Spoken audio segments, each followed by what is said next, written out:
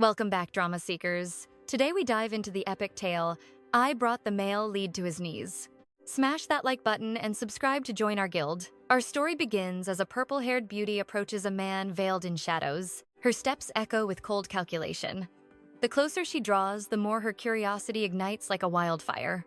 With a sharp motion, the stranger throws back his hood, unveiling a face that could command the heavens. Behold 𝑾𝒐𝒏'𝒕, the Empire's crown prince. Yet Anna remains unfazed, stunned instead by his outrageous demand. He reveals a portrait of a silver-haired deity, a man whose cold beauty is as unreachable as the stars. 𝑾𝒐𝒏'𝒕. The prince's order is absolute. Anna must seduce this untouchable monster. Rumors of her lethality precede her. They whisper that every man eventually crawls at her feet, ensnared by her charm. But Anna hides a secret. Men don't kneel out of love, they break under the weight of her iron fist and her refusal to be a puppet. Confusion swirls, but her resolve is steel. She prepares to spit in the very face of royal authority. Enoch simply scoffs at her defiance, turning his back as if she were a mere chess piece left in disarray. Weeks prior, Anna stared at a stranger in the mirror. That face, it wasn't hers. The memories flooded back. A fatal accident, a half-read book, and a sudden awakening. She had become a character in The Flower of Alpa. The irony of her new fate is a bitter pill, until a sudden pounding at the door shatters her trance. A girl with hair like liquid fire stands there, her smile radiating enough warmth to melt a glacier. Ignoring all protocol, the girl grabs Anna's hand, dragging her toward a destiny she never even asked for. Before she can blink, the curtains rise. The spotlight burns, and 1,000 eyes watch her every breath. Beside her stands Raelle, a silver-haired vision waiting for her cue. She realizes she is trapped inside a grand musical. Terror grips her soul. Will she dominate the stage like a queen, or perish in the flames of public humiliation?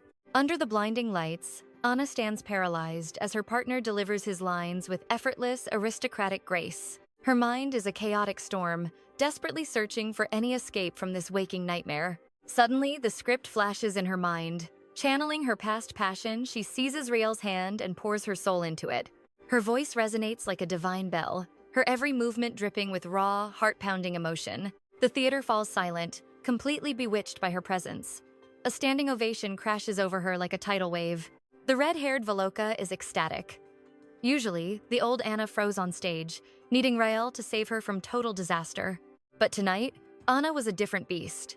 A genius possessed by an otherworldly, breathtaking talent. The joy vanishes instantly. A vulgar voice booms through the hall, announcing the arrival of the wretched Viscount Tesoro. A decaying noble approaches, hiding his foul intentions behind a mask of fake gallantry and wilting flowers. His greasy hand snakes toward her waist, making the very air feel poisoned with his disgusting, unwanted touch. When he dares to reach for her face, Anna's patience finally snaps like a violent violin string. Her fist connects with bone-shattering force. A glorious strike that echoes like thunder. Down goes the imperial trash. With burning eyes, she buries him under his own pathetic bouquet, reclaiming her dignity in front of everyone. Flowers scatter like a funeral shroud for his pride. Shamed and broken, the coward scurries back into the darkness. Voloka bursts into uncontrollable laughter. To her, this was the ultimate masterpiece of poetic, bloody justice. The old lecher finally bit off more than he could chew.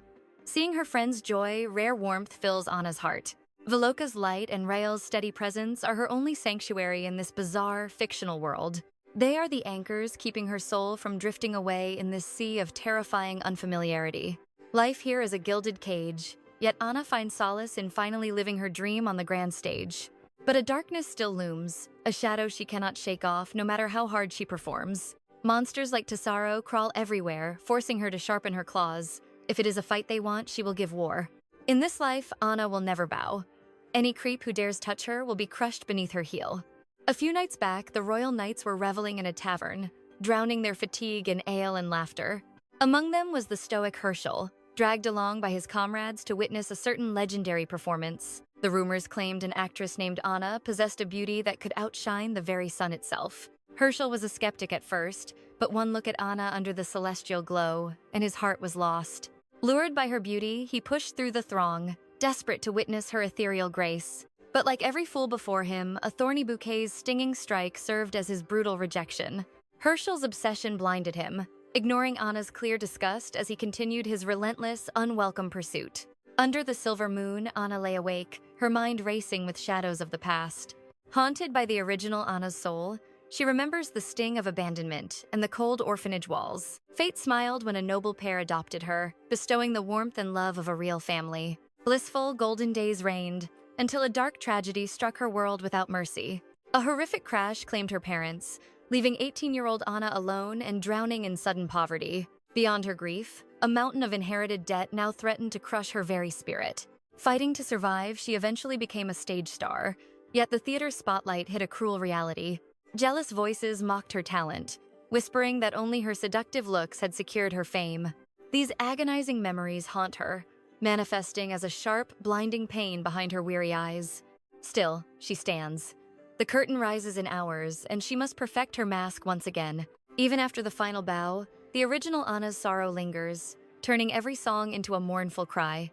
As the melody died, her strength vanished, and Anna collapsed before the horrified gasps of the crowd. Dazed and confused, Anna wakes, desperately trying to recall the darkness that had claimed her. Reality returns, she had fainted. Seeing Voloka's familiar face brings a sudden wave of deep relief. Speaking softly, Voloka recounts the chaotic moments following Anna's dramatic stage collapse. Anna felt truly blessed that Voloka and Riel had guarded her while she was so defenseless. To show her thanks, she joins Voloka for a rare, relaxing stroll through the bustling city market. Wandering through the crowd, Anna is awestruck by the vivid reality of this novel's enchanted world. The world felt dangerously authentic. They soon split up, each pursuing their own curiosities amidst the shops. Like any hungry traveler, she's drawn to the aroma of golden, glistening chicken skewers under the sun. Noticing her longing gaze, a kindly old vendor greets her with a warm, welcoming smile. After some sweet flattery, Anna can't resist and dives into the delicious, savory treats with joy. However, the woman's idle gossip soon sharpens into words that cut deep into Anna's soul. Rumors of a purple-haired enchantress seducing men on stage make Anna's heart freeze in sudden terror. It's her! Panicked, Anna flees before she's recognized, her pulse racing as she avoids further humiliation. Her frantic steps lead into a dark, shadowed alley. The atmosphere thickens with dread as two men emerge from the darkness with predatory grins. This danger felt like a cruel déjà vu, but Anna refused to be a helpless victim again. Clinging to her parasol like a makeshift sword, she prepares to fight for her very life. Suddenly, a voice like cold steel cuts through the air, vibrating with an undeniable, terrifying authority. An imposing figure emerges from the gloom, his towering presence demanding absolute silence from the thugs. His face is hidden by his hat, cloaking his identity in layers of dark mystery. Foolishly brave, the thugs sneer and lunge toward Anna, ignoring the deadly man before them. Their arrogance dies instantly. With lethal grace, the mysterious stranger draws his gleaming, cold blade. Silver steel flashes like lightning, and in heartbeats, the attackers are left broken on the ground. Anna watches in stunned silence, her breath hitching at the sheer, terrifying power of her savior. With the thugs neutralized, he asks her to wait for the guards, and she gratefully complies. Seeking to ease the tension, Anna starts a conversation. Fearing he's hurt, she checks his hands, but he reveals his gloves are rare, magical beast hide. Fascinated, she asks to touch the hide, and he unexpectedly permits it, sparking her curiosity. She felt lucky to reside within the capital's walls, safe from the monsters lurking outside. Brave knights hunt beasts under the command of the legendary 𝑾𝒐𝒏'𝒕. His name haunts her. He is the fated protagonist of this novel. In secret, her soul aches to finally meet him face to face. Sensing her gaze, the knight tilts his head with dangerous grace. Beneath his hat, a face of divine, razor-sharp perfection is revealed. A beauty so lethal it could bring any woman to her knees. Music. Suddenly, the rhythmic thrum of approaching guards shatters the silence. With cold authority, the knight orders the criminals to be seized. Instead of an interrogation, he offers a moonlit walk to her home. Her pulse thunders. The feverish rhythm of a blooming romance begins. Music.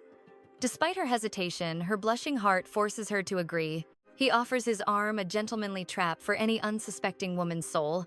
They walk in silence, yet their racing hearts scream louder than words. Though her spirit protests, they reach the plaza where paths must part. Ever the noble, he offers to wait, but Anna softly declines. Music. She recognizes his heavy duty and refuses to waste his time. He turns to leave until Anna's desperate voice calls him back. She offers a theater ticket, a small piece of her gratitude. His gaze softens with a warmth that melts her very soul. Regret stings as he vanishes. She never even learned his name. They part, yet this fated encounter will haunt her every dream. Music. She replays the moment, unaware a dark shadow watches from nearby. Later, Voloka arrives, and Anna spills every detail of her adventure. Each word stirs Voloka's heart until the savior's tale is told. Together they swoon, choosing a legendary perfume as a future gift. Music. Exhaustion takes her, but even in sleep, that mysterious night lingers. Will he come? 3 months pass, but his seat remains empty. The final curtain falls, leaving Anna with a hollow, bittersweet ache. Suddenly, a booming voice summons the actress to meet a noble. Before her stands a man radiating the suffocating aura of power. This fated meeting is about to change Anna's life forever. Inside the room, she faces a man claiming to be Prince. Skeptical, she knows a royal crest can be easily faked. He raises a holy relic, swearing a sacred oath that chills. A blood vow so absolute it demands 5 years of life. The truth hits her. Why does the crown prince need her? His mission is madness. Seduce the obsessive Duke 𝒂𝒏𝒔𝒂𝒔𝒊𝒏𝒈 himself. In 6 months, they must play lovers at the imperial ball. Panic flares. Caleb is fated for the heroine, not for her. How could she dare ruin the novel's original love story? Enoch offers a fortune enough to erase her debts and live grandly. Memories of the original story flicker like a warning. Music. Enoch hates Caleb, the duke whose power rivals the imperial throne. Every woman sent to seduce him was executed without mercy. If she refuses, death awaits. But a clever plan forms. Could she trap him with his own vow? By binding his life to a sacred relic, Anna ensures her survival. Playing a dangerous game, she uses Caleb's name to ignite his cold fury. Just as planned, Enoch takes the bait, magically sealing his life to the promise of her absolute safety. Truly brilliant. Anna is now untouchable thanks to Enoch's desperate, binding oath. Yet a daze lingers. Days later, she seeks refuge from the sun with Voloka, resting after an exhausting rehearsal. Under the sweltering heat, their conversation drifts to that mysterious night from her distant past. Months passed without a glimpse of him. Was their fateful encounter merely a dream she alone cherished? Suddenly, an attendant arrives with a stranger, Selvin Vander, the man Enoch personally dispatched for her. The mission starts now. Together, they weave a complex web of deception and destiny. Disguised as an assistant, Anna will infiltrate the royal knights under Vander's watchful secret protection. Abandoning her stage life is a heavy price, yet Anna embraces the challenge with unexpected fire. Why worry? She is simply a nameless extra in this grand, unfolding romantic tragedy. The leads will find their destiny. She just needs to survive until the Emperor's grand banquet. Parting is bitter. As the troupe watches tearfully, Rael offers a jasmine plant, a silent, blooming promise of reunion. But as she nears the carriage, a venomous shout suddenly shatters the peaceful farewell. Herschel returns, madness dancing in his eyes. What pathetic scheme has this obsessive fool conjured now? Anna stands paralyzed as Herschel's public tantrum draws a judgmental, whispering crowd toward them. Then he screams an absurdity. Rumors claim Anna was sold like common property to Count Vander. Blinded by justice, Herschel opposes the deal, unaware that the fearsome Count is actually a woman. In his delusion, he challenges Vander to a duel, certain that spilled blood will win Anna's heart. Tradition dictates that the foolish challenger must first throw down his gauntlet, but his aim fails. The glove strikes Anna, forcing a duel between the obsessed man and his beloved. Shamed, Herschel collapses in defeat. He watches helplessly as Anna's carriage disappears into the horizon with the Count. Soon, they arrive at the opulent estate that will serve as her new golden cage. Rigorous training begins, transforming her daily rhythm into a battlefield of preparation. Infiltrating the knights, fate brings her face to face with the legendary Duke Caleb. After a cold welcome, he vanishes. His voice echoes, hauntingly familiar. Left alone, Anna sighs at the overwhelming mountain of paperwork on her desk. Craving an escape, she wanders to the window to watch the world outside. Below, Caleb commands his men with terrifying authority. As if sensing her gaze, the Duke suddenly looks up. Their eyes clash. Panicked, Anna falls backward. But then, a stray slip of paper on the desk catches her eye. A ticket to her own show? Why would the cold-blooded Duke possess something so deeply sentimental? Pieces of the puzzle click together until the shocking, undeniable truth finally dawns on her. Caleb is her savior knight. Her heart thunders with excitement, yet the cold sting of reality follows close behind. She is a spy deceiving him. She cannot afford to let her heart waver for a single moment. Heading home, Vander delivers grim news. Anna must face the royal knights alone tomorrow morning. Dawn arrives, and Anna is hopelessly lost. Just then, Herschel blocks her path like an annoying, persistent ghost. Since he is a knight, she swallows her pride and asks for help. Herschel happily leads the way. At the gates of the order, a chaotic and dazzling spectacle greets her eyes. Noble ladies swarm the grounds, all desperate to catch a glimpse of the Empire's most eligible bachelors. The chaotic scene triggers a memory. In the novel, the heroine should be here, competing for the Duke's favor, yet she is nowhere to be seen. Herschel leaves with a grin, but a deep, familiar voice suddenly cuts through the air behind her. It is Caleb. Her heart hammers against her ribs as she forces a polite, trembling smile. When she mentions Herschel, a flash of darkness crosses the Duke's face. Is that jealousy flickering in his eyes? It vanishes instantly. Perhaps it was just a trick of her anxious, racing mind. Withdrawing to his private study, Caleb buries himself in scrolls while Anna watches silently. A single paper cut makes the obsessive Duke abandon his work with startling intensity. He treats her tiny scratch with holy water as if it were a fatal wound. Flushed, she whispers her thanks, but he gently insists on being called Sir Aegon. A heavy silence falls between them as his smoldering gaze searches her face. In the light, her eyes shimmer with a breathtaking, forbidden golden glow. Caleb's hand trembles against her cheek, mesmerized by that strange, otherworldly gold. She confesses the mysterious change began months ago, though the reason remains hidden. Tension thickens until he pulls away, visibly ashamed of his sudden, uninvited touch. With a knight's rigid honor, he retreats, leaving Anna stunned by his chivalry. His overwhelming sincerity brings both comfort and a strange, lingering sense of unease. Outside, Sir Edmund confronts the Duke for neglecting his duties for a woman. He spits venomous words, labeling Anna a mere actress playing at high nobility. Caleb's voice turns to ice, reminding him that a true knight never slanders. Ashamed, Edmund bows. The world's cruel prejudice against her past remains a wall. No matter her brilliance, people only see the shadow of the theater stage. He silently vows to be her shield, protecting her from every cold doubt. Steel rings against steel as the two commanders clash in a fierce, powerful spar. Searching for him, Anna wanders toward the training grounds with a racing heart. Seeing him mid-duel, shirtless and powerful, sends a heated blush to her cheeks. Attempting to flee, she collides with a knight and falls under their cold stares. Caleb arrives like clockwork, but Anna's legs fail her as she tries to stand. Suddenly, he scoops her into his arms, carrying her in a breathtaking princess hold. The knights watch in stunned silence as their commander disappears with his prize. Every step is punctuated by his low voice, apologizing for his unforgivable touch. His obsession with propriety is absolute, while Edmund watches with eyes full of rage. Jealousy and suspicion burn in Edmund's soul. Why does the Duke crave her so? That afternoon brings a cold, formal introduction between the lady and the vice-captain. Their casual bond irritates Edmund, especially when she addresses the Duke so intimately. The following days are filled with icy glares and a suffocating, pointed silence. With Caleb away at court, Anna is trapped alone with her greatest critic. The air is thick with animosity until a frantic messenger shatters the quiet. Urgent documents arrive, demanding a completion time of 1 p.m. The messenger vanishes, leaving the rivals alone to face the mounting mountain of work. Edmund scoffs at her help, but Anna's fiery determination refuses to back down.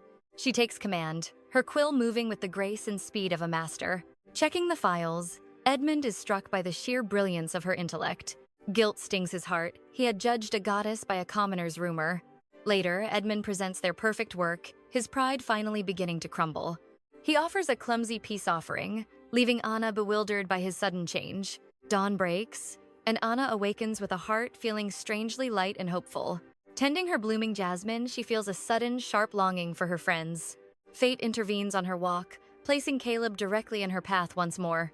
She hesitantly admits her destination, fearing the judgment of her theatrical roots. But the Duke only smiles, his unwavering support acting as her soul's anchor. To him, her passion for the stage is no sin. He loathes that she must conceal her light. His gentle validation melts her icy armor, igniting a flutter of strange, scorching heat within her chest. Who could resist such a man? Fearing for her life, the Duke demands to be her shield, and surprisingly, Anna accepts. Locked inside the carriage, Aenys feels the suffocating tension rise. Her cheeks burn crimson. Every breath shared with this dangerous man sends her pulse into a wild frenzy. Face it, you're falling for him.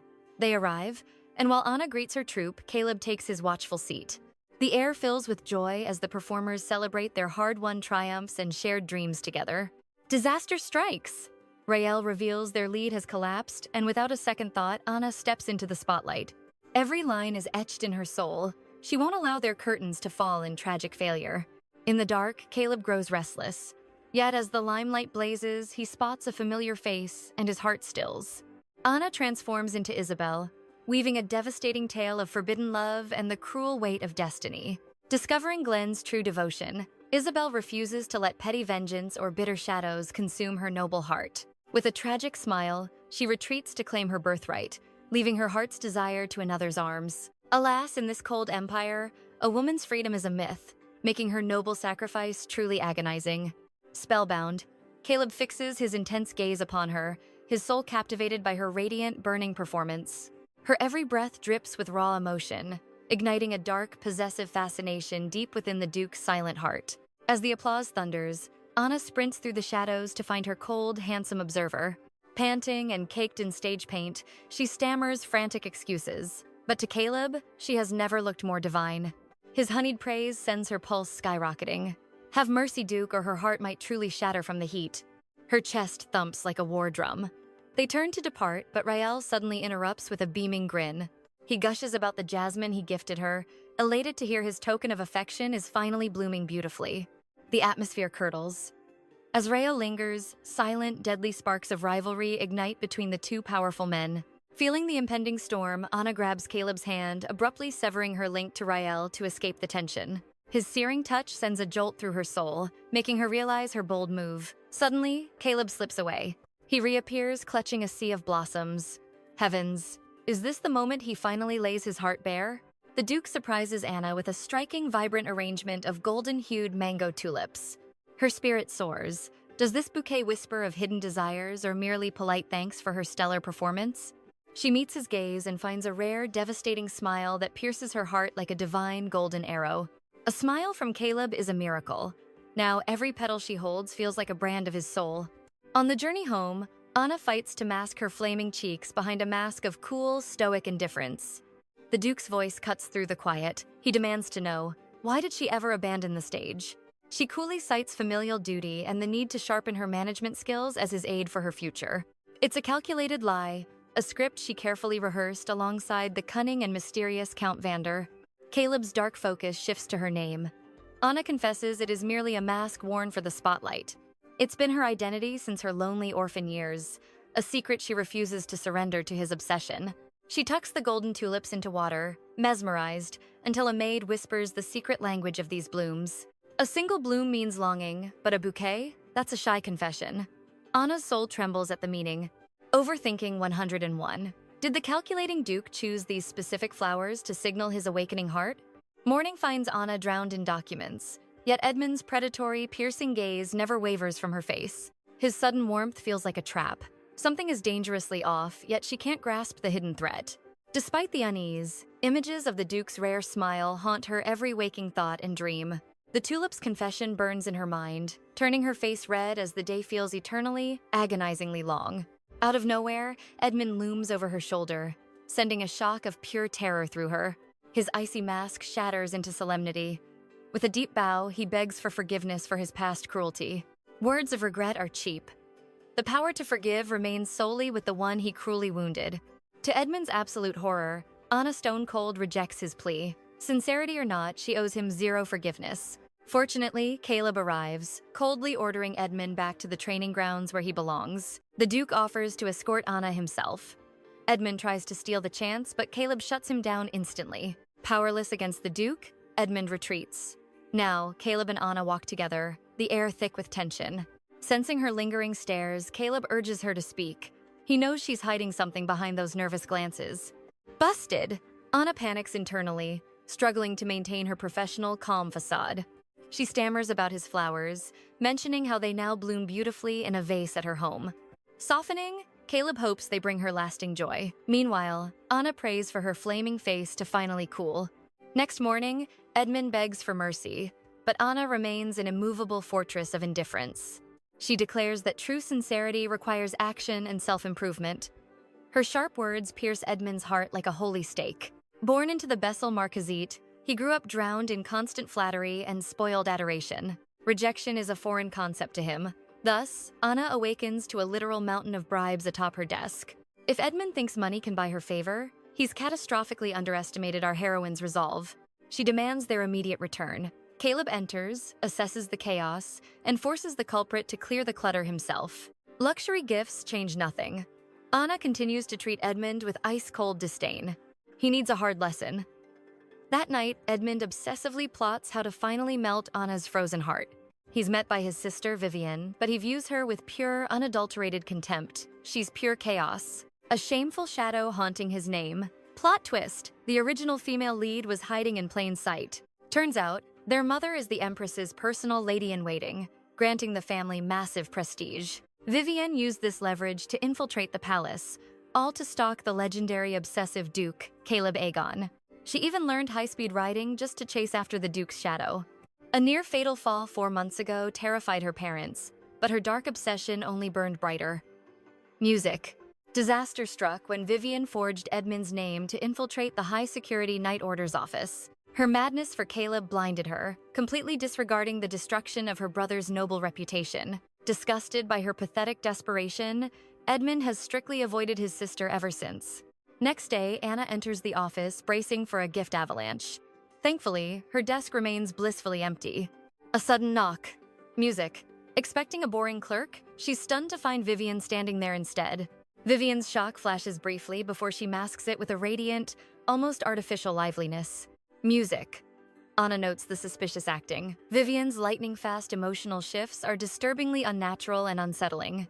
Vivian feels dangerously wrong, a perfect performance hiding a twisted reality underneath. Suddenly, Edmund storms in, his voice laced with venom. His sister is playing her wicked games again. His fury erupts, berating Vivian before Anna. Yet, Vivian weaves honeyed lies to mask her disgrace. Edmund tries to drag her out, but Vivian insists on speaking to this mysterious stranger, Anna. Intrigued, Anna halts Edmund, deciding to hear out the girl's cryptic message. Reluctantly, Edmund retreats, leaving Anna alone with the suspicious Vivian. Vivian offers thanks, claiming she needed to confirm Anna's romantic bond with her brother after his gift spree. Anna denies the rumors, but a chill strikes her. How did Vivian know her name without an introduction? Panicking, Vivian claims she simply read Anna's name from the labels in the hallway. Music? Yet. A freezing suspicion lingers in Anna's chest. Something here is deeply wrong. Vivian is definitely hiding something. Suddenly, Caleb knocks, and the atmosphere instantly turns frigid. The Duke's lethal gaze pierces Vivian, instantly shattering her bubbly, fake facade. He interrogates her presence, icily reminding her the Night Order isn't a playground for her whims. Music. His heavy warning demands answers for her security breach. Humiliated, Vivian flees the Duke's presence. Once alone, Caleb strictly commands Anna to banish any intruder who lacks a valid reason to be here. Externally calm, Anna is privately shocked by his absolute coldness toward Vivian, the story's original heroine. Anna feels the walls closing in as the story she knew begins to warp into something unrecognizable. Caught between Vivian's madness and Caleb's icy gaze, she's one mistake away from becoming the story's true monster. The next morning, Edmund approaches her with an unexpected peace offering. It's a silken ribbon from Vivian, though Anna wonders if the Duke's brand of discipline is perhaps too cruel. His expression darkens as he recounts a haunting shadow from his past, a woman who nearly destroyed him. This stalker haunted his every step with false claims and a desperate attempt to trap him in marriage. He endured a living nightmare, and now he sees that same toxic fire burning within his own sister. The truth hits Anna like a lightning strike. Vivian was the mysterious rider who fell from her horse. In the original tale, that accident awakened Vivian's past life, making her flee from Caleb in shame. But the script has flipped. If the plot breaks, Anna's very existence is forfeit. A derailed story means a failed mission, and the Crown Prince's blade will be the one to end her. What happens when the hero and villain swap roles? Noticing her pale face, Edmund gently reaches out, his voice soft with worry that he's said too much. Steeling herself, she demands a meeting with Vivian to see if another soul from her world is hiding there. Later, while wandering the estate, the knight Herschel intercepts her with a sudden shout. Survival instincts kick in. Anna nearly floors him before realizing he isn't an assassin. Flushed with embarrassment, she apologizes while a blushing Herschel invites her to find sanctuary in the gardens. With a trembling voice and tearful eyes, he asks if the rumors of her marrying Edmund are true. He speaks of their 17-year bond, a friendship forged in the fires of childhood. Relief washes over the knight when she denies it, but their moment is shattered by Caleb's sudden arrival. The Duke's cold eyes flicker with surprise and a hint of something darker as he interrupts their tryst. He demands to know why a knight from a different unit is loitering in his personal domain. Stuttering an excuse, Herschel quickly retreats, leaving Anna alone with the man she's supposed to seduce. Caleb masks his jealousy with business, asking about the reports she was meant to deliver. Despite her confusion, he insists on escorting her home, claiming their paths coincidentally align. Trapped in the intimate silence of his carriage, Anna wonders if she's falling into his trap. Caleb breaks the silence, his voice low as he remembers Herschel's bold proposal from before. With a rare, boyish hesitation, he asks if he might also call her by her first name. Her heart thunders against her ribs as she agrees, the air between them thick with unspoken tension.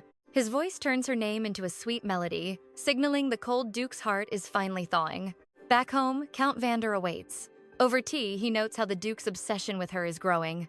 Anna realizes then that she is a bird in a cage, watched by the Count's many eyes. He laughs it off, claiming he only watches her when it's necessary for their grand design. He reminds her to keep the Duke on a leash, just as Edmund finds her later, looking exhausted. Good news arrives. Vivian has agreed to a meeting and is leaving the arrangements entirely to Anna. To coordinate the details, he introduces her to a rather unique messenger, a carrier pigeon. He reveals a small cage, presenting Anna with her new, feathered secret keeper. Sensing her bewilderment, Edmund offers a lesson on how to navigate this ancient magical communication. Anna watches in horror as he seemingly feeds her handwritten letter directly to the bird. But her shock turns to giggles as the pigeon gulps it down, looking hilariously round and proud. With a gentle tickle, the bird coughs the letter back up perfectly dry and ready for reading. These enchanted messengers are bound by fate, always finding their way back to their master's hand. Anna is mesmerized by the strange magic, feeling like a true player in this fantasy world. Suddenly, Edmund's tone shifts, catching her off guard with a question of the heart. He's still chasing her affection, proving even a high-ranking noble can be a persistent fool for love. Anna's world spins. A forgiving smile graces her lips, making Edmund's heart soar with joy. He finally won her over and prays for an eternal partnership. Seriously, their chemistry is electric. Anna's weak body trembles from her secret midnight sword drills. Every muscle screams in agony until Edmund suddenly interrupts her pain. He acts cheerful, yet his keen eyes sense her hidden suffering. Clutching her arm gives her away. She's forced to confess. She shyly refuses his healing medicine, clinging to her pride. Big mistake. Now her entire body is a map of pain. While rubbing her feet, the cold, powerful Duke suddenly looms. Panicked, she slams her head against the desk in shame. That snitch Edmund told everything. Now, the Duke watches her intently. She jokes about holy water to hide her rising heartbeat. He drops his coat and kneels. This man is dangerously serious. Giving in, Anna offers her aching limb to his touch. His gentle massage turns her cheeks a scorching shade of red. Why is a high-ranking Duke doing such menial, intimate work? He ignores her status worries. Her comfort is his only law. He claims it's for all subordinates, but his obsession shows. She's barely holding it together until he demands her bare feet. Anna recoils, her face burning with pure, unadulterated scandal. Reasoning with a determined Duke is a losing battle.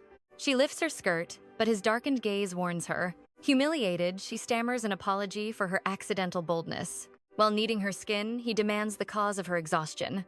She reveals her secret passion for the art of the blade. What started as family duty became her soul's true calling. She's no master like him, but she refuses to be weak. He denies his greatness, but Anna teases his legendary status. If he's average, then everyone else is a mere amateur. He gives her soft shoes and rare salves. How thoughtful. Anna retreats home as the evening shadows stretch long. A messenger pigeon arrives with a letter from the mysterious Vivian. They agree to meet on Saturday. The day approaches fast. Vivian is beaming, shocked that Anna initiated their secret meeting. While she prattles on, Anna watches like a calculating fox. The original Vivian was shy, but this girl is too bubbly. Did she also return from the future? Anna needs proof. Mentioning the accident strikes a visible nerve in Vivian's soul. Her brow beads with sweat despite her nervous, lying smiles. When plays are mentioned, Vivian freezes like a trapped deer. Historically, Vivian hated plays, yet now she's a constant guest. Cornered by the truth, she confesses her new theatrical obsession. Confirmation at last. Vivian remembers her past life too. Fate has shifted, yet the players remain on their predestined paths. Doubt regarding the prince vanishes as the afternoon tea finally concludes.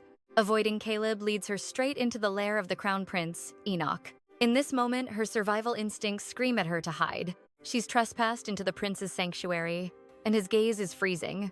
Luckily, her worth outweighs his urge to eliminate the sudden intruder. Under the guise of tea, he scrutinizes her every subtle movement. A dark smirk forms as her eyes shimmer with shifting hues. He questions her divine connection, but Anna offers only cold denials. Her patience frays under his interrogation until he reveals a final trial. From his robes, he produces 𝒐𝒂𝒔𝒊𝒗𝒆, a relic of shimmering holy power. At her touch, the relic blazes gold, leaving them both stunned. He was testing for God's grace, the secret behind her changing eyes. With chilling sincerity, he commands her to keep this miracle hidden. He demands a lock of her hair to forge a protective ring. Such a blessing is usually reserved only for the holy high priest. If the temple discovers her, she'll become their bird in a cage. Enoch knows the truth. Golden eyes only appear when divine wishes bloom. Urgent ink meets parchment as he contacts the mysterious 𝒕𝒐𝒑. With the ring masking her secret, Anna ventures into the city's heart. A sudden collision leaves an elderly woman bleeding on the cobblestones. Driven by kindness, Anna offers to guide the injured woman home. They drift into shadows, far from the safety of the bustling crowds. A cold dread settles in her stomach. Something is very wrong. Her fears manifest as two familiar thugs block her only escape. The woman is paid in blood money, leaving Anna to her predators. They snarl, blaming her for the scars of their previous defeat. Trapped in the darkness, they promise a revenge fueled by malice. In this silent graveyard of an alley, no one will hear her. Anna laughs, her strike landing with the precision of a seasoned warrior. The second attacker lunges, but her reflexes are inhumanly sharp. She seizes his weapon, raining down a merciless, calculated retribution. The sound of approaching steel sends a jolt of panic through her. She prepares for the worst, but finds Caleb standing before her. On patrol, Caleb finds his world centered on her safety again. He recognizes the scum, his calm facade masking a murderous rage. She recounts the assault, painting a picture of desperate self-defense. Caleb takes the weapon, offering to claim her violence as his own. The law is cruel. Her survival could be twisted into a crime. He lets her choose, and she accepts his protective deception. The local guards are instantly dazzled by Caleb's commanding presence. Caleb's icy authority demands special attention for this case. These vermin are repeat offenders who must never see sunlight again. They depart in a silence heavy with unspoken, swirling emotions. Determined, Caleb escorts her toward her final destination, the birdcage shop. Anna hesitates, yet she finds herself utterly powerless to push the cold Duke away. She vows this is the final time, yet Destiny and Caleb seem to have far more obsessive plans. Inside the boutique, the shopkeeper begins lecturing Anna on the intricate art of selecting a perfect birdcage. It is a tedious task she never imagined would require such exhausting attention to every single detail. Just as she moves to pay, a vibrant theater poster catches her eye, halting her in her tracks. The shopkeeper coyly suggests a date, causing Anna's face to flush crimson at the scandalous misunderstanding. To her utter disbelief, the stoic Duke offers no denial, merely offering a polite nod of gratitude instead. Once outside, Caleb offers a soft apology for his bold silence regarding their supposed romantic status. He claims he only wished to spare her from the merchant's prying eyes, a surprisingly thoughtful gesture. Society's obsession with their relationship lingers, yet his unexpected gentleness sends a new warmth to her cheeks. She realizes this is his true nature, a complex man hidden behind a mask of chilling Duke authority. Dismissing his guilt, she thanks him, but his sharp eyes immediately spot the flyer tucked in her bag. Observing her lingering gaze, Caleb deduces that this particular drama holds a special place in her heart. She confesses her past as the lead actress, a role the Duke finds strikingly easy to imagine. His gaze lingers, silently acknowledging that she naturally commands every room like a true tragic heroine. Then he praises her hair, admitting he's always admired it, making her heart race like a trapped bird. Flustered, Anna stammers a thanks, desperately averting her gaze so he won't witness her visible trembling. As twilight falls, she prepares to depart, but the Duke stops her to offer a parting gift. It is his personal crest, a symbol of ultimate power entrusted to her while he hunts monsters. He offers it as her ultimate shield, a gesture of protection that deeply stirs her guarded emotions. Summoning her strength, she whispers a prayer for his safe return from the treacherous battlefield ahead. Her concern strikes him harder than any blade, leaving the formidable commander visibly shaken and flushing. He is the realm's strongest warrior, yet she cannot suppress the frantic worry blooming in her soul. Finally, our icy female lead is actually admitting that the Duke has stolen her heart. Without him, the air feels empty. Distracted, she fumbles with his badge, accidentally launching it at Edmund. The heavy metal strikes him squarely, and a panicked Anna rushes over to beg for his forgiveness. Edmund laughs it off until he sees the object, the legendary insignia of the great commander himself. He demands answers, only to freeze in shock when she reveals Caleb gifted it to her personally. "What is your secret bond?" he gasps, before sternly warning her to guard such a dangerous treasure. He reveals it is more than jewelry. It is an absolute mandate to command in his name. In the wrong hands, this crest could plunge the entire dukedom into chaos with a single false order. Cold sweat trickles down Anna's neck as the terrifying weight of his trust finally sinks in. Burdened by this heavy responsibility, she heads to the market the next morning to seek a distraction. Amidst the bustling crowd, she notices a small, trembling child standing utterly alone and abandoned. Haunted by past betrayals, she hesitates, but the girl's genuine tears soon dissolve Anna's icy defenses. Young Mila sobs, explaining how her sister Natalie vanished into the sea of people during their walk. A single moment spent retrieving a fallen hairpin was all it took for her sister to disappear. Anna suggests seeking the city watch, but the mere mention of guards sends Mila into a panic. Natalie had warned her that the knights were nothing but lazy shadows, far too unreliable to trust. Anna smiles, promising that these guards will move mountains today, for she holds the ultimate trump card. It is time to unleash the Duke's authority. Encouraged, Mila finally agrees to seek help. While searching, Anna asks about her family, but Mila's eyes fill with a haunting, distant longing. She whispers that her parents are in the Sky Kingdom, completing divine trials before they can return. My heart! I was not prepared for this tragic twist in our romantic fantasy journey. Though Mila believes it, Anna senses the heartbreaking lie Natalie told to shield her sister's innocent heart. Knowing Natalie is Ma's only family, Anna's resolve ignites. She must find her before time runs out. Reaching the guard headquarters, Anna demands action, her voice laced with desperate urgency. But these pathetic excuses for guards just lounge around, wasting precious seconds. Music. Their leader even dares to flirt. He's so busy boasting that he completely misses the cold fury rising in Anna's eyes. The arrogant guard snaps, insulted that Anna expects his unit to actually do their jobs. Anna doesn't flinch. With chilling authority, she demands to see their commanding officer immediately. The guards just erupt in laughter. To them, she's just another powerless girl. When Anna slams Caleb's badge down, their smiles vanish. Recognizing the Duke's authority, they instantly disperse to search for Mila's sister. Amidst the chaos, little Mila notices the painful trembling in Anna's hand. That blow is powerful. Seeing the bruise, Mila takes Anna's hand, whispering a soft prayer to the heavens for the pain to fade. Suddenly, a mysterious warmth floods Anna's palm. She gasps. The dark bruise has completely vanished into thin air. A divine miracle? Anna suspects the truth but keeps silent for Ma's safety. Suddenly, a woman rushes in, pulling Mila into a fierce embrace. It's Natalie! But her gaze toward Anna is sharp and suspicious. She offers a stiff thanks for saving Ma, then begrudgingly acknowledges the now terrified guards. Each word seems to poison her tongue. As Mela said, her sister has no love for guards. With the sisters safe, Anna bids a bittersweet farewell to her little friend. The clingy Mela begs her to join them at the market, but Anna gently promises to visit another time. Music days later, duty calls. Edmund drags a weary Anna toward the bustling training grounds. He insists a change of scenery will clear her mind while the knights spar. As she sits lost in thought, a familiar voice calls out. To her surprise, it's Natalie. Natalie Syria formally introduces herself. Apparently, they serve in the same knight order under Caleb's command. Sitting beside her, Natalie reveals Ma told her everything how Anna stood up to those corrupt guards. Her respect for Anna grows. It turns out Natalie once worked in security before her aura awakened. She knows exactly how lazy those security forces can be. Without Anna's fire, Mila might still be lost. Softening, Natalie asks Anna for a single, personal favor. Music. She wants Anna to escort Ma to the Sol Renes, a grand festival honoring the goddess of abundance. Natalie is bound by duty to the royal knights, but she trusts Anna to protect her sister. On the festival morning, Anna surprises Ma with a pair of exquisite hairpins. Mila squints at the mirror, her brow furrowed. It's not the gift, it's her failing vision.